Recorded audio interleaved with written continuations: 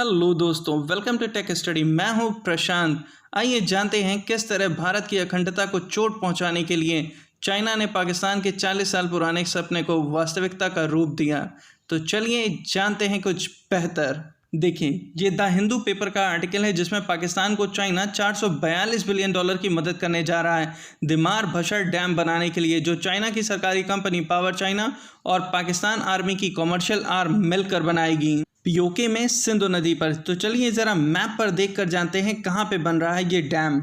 इस मैप में जो ग्रीन वाला पार्ट है उसे पाक ऑक्युपाई कश्मीर भारत के द्वारा कहा जाता है, और ब्लैक लाइन के नीचे वाले पार्ट को पाकिस्तानी आज़ाद कश्मीर कहते हैं। इस ग्रीन पार्ट में ऊपर जो येलो लाइन से मार्क है, इस पार्ट को पाकिस्तान ने चाइना को गिफ्ट में दे दिया था। और रेड पार्ट अक्साई चीन कहलाता है, जो कि 1950 से चाइना ने अपने कब्जे में कर रखा हुआ है। भारत इस अक्साई चीन को कूटनीतिक रास्ते से पाने की कोशिश करता आया है, लेकिन 1962 और 1965 में चाइना ने हम पर आक्रमण कर दिया और हम हार गए। 1993 और 96 में दोनों देशों ने एग्रीमेंट साइन हुआ और यह निर्णय हुआ कि एलएसी के लेफ्ट साइड में भारत रूल करेगा और एलएसी के राइट साइड में चाइना। देखिए, अगर एग्जाम पॉइंट ऑफ व्यू से अगर मैं बात करूं तो ग्रीन पार्ट में कुछ ऐसे दर्रे हैं जो आपसे पूछे जाते हैं, और साथ ही साथ में इस रीजन में मौजूद सिंधु तंत्र के बारे में आपसे बहुत बार एग्जामिनेशन में पूछा गया है। तो चलिए जानते हैं अपने दुश्मन को कुछ बेहतर तरीके से। देखिए, पाकिस्तान की जो कैपिटल है उसे इस्लामाबाद कहते हैं, और पूरा पाकिस्तान 4 प्रोविंसेस में यानी कि 4 स्टेट में बांटा गया है। लेफ्ट वाले पार्ट को बलूचिस्तान कहते हैं जिसकी कैपिटल है क्वेटा, नीचे वाले पार्ट को हम सिंध कहते हैं, और सेंट्रल पार्ट को हम पंजाब प्रोविंस के नाम से जानते हैं जिसकी कैपिटल है लाहौर। ये लाहौर आपके एग्जामिनेशन पॉइंट ऑफ व्यू से इंपॉर्टेंट है हिस्ट्री के रेफरेंस में। और पीओके, जिसे गिलगित बाल्टिस्तान कहा जाता है, यहीं पर बनाया जाना है डैम।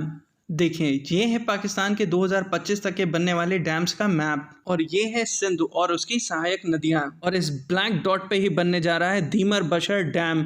इसकी योजना पाकिस्तान ने 1980 में बनाई थी और 1998 में पीएम नवाज शरीफ ने इसका उद्घाटन करा। भारत तब से इसका विरोध करता आया है। इंटरनेशनली भारत ने हर प्लेटफॉर्म पर इसका विरोध जताया, लेकिन पाकिस्तान नहीं रुका। लेकिन 2012 में फाइनेंशियल क्राइसिस पाकिस्तान में आने की वजह से इस प्रोजेक्ट को पूरा नहीं किया जा सका और इस प्रोजेक्ट का काम पूरी तरीके से रुक गया। हालांकि इस प्रोजेक्ट पे ज़्यादा काम हो भी नहीं पाया था, और इसके बाद भारत ने डिप्लोमेटिक चैनल का इस्तेमाल करते हुए इसको फाइनेंस करने वाले सारे रास्ते बंद कर दिए।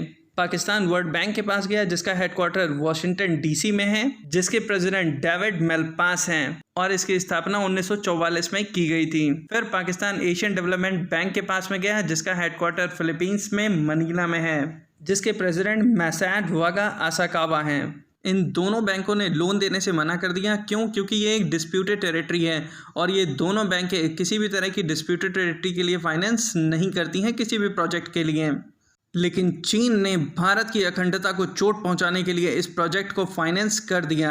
ये पूरा रीज़न हमारा है। आपको कैसा लगेगा कि आपके घर में कोई दूसरा आके कंस्ट्रक्शन चालू कर दे?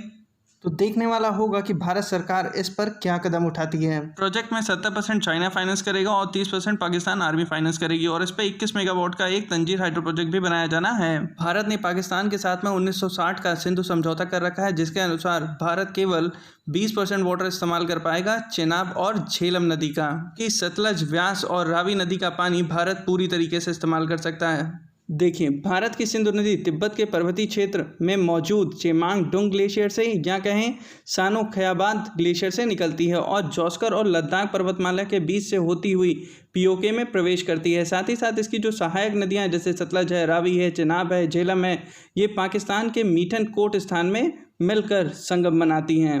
एग्जाम पॉइंट ऑफ व्यू से आपसे इस रीजन में से बहुत कुछ पूछा जा सकता है। देखिए क्या क्या। देखिए, लद्दाख और जम्मू एंड कश्मीर में कुछ इंपॉर्टेंट रेंजेस हैं माउंटेन्स की, ये इंपॉर्टेंट है आपके लिए। जैसे कुल्लून माउंटेन रेंज हमारी अक्साई चीन के अंदर पाई जाती है, उसके नीचे काराकोरम रेंज आती है, देन लद्दाख रेंज आती है, देन जास्कर रेंज आती है, then greatest Himalaya, and then last Pir Panjal range. बाद कुछ इंपॉर्टेंट दर्रे यानी कि पास आते हैं जो कि हमारे पीओके में चले गए, जैसे बुर्जल पास है, पीर पंजाल पास है, बनिहाल पास है, ये बहुत इंपॉर्टेंट है आपके लिए। हिस्ट्री के पॉइंट ऑफ व्यू से कुछ कांग्रेस के अधिवेशन है जो कि लाहौर सिटी के अंदर हुए थे, जिसमें 1923 का सबसे इंपॉर्टेंट है, जिसमें पूर्ण स्वराज की मांग करी गई थी पंडित जवाहरलाल नेहरू के द्वारा।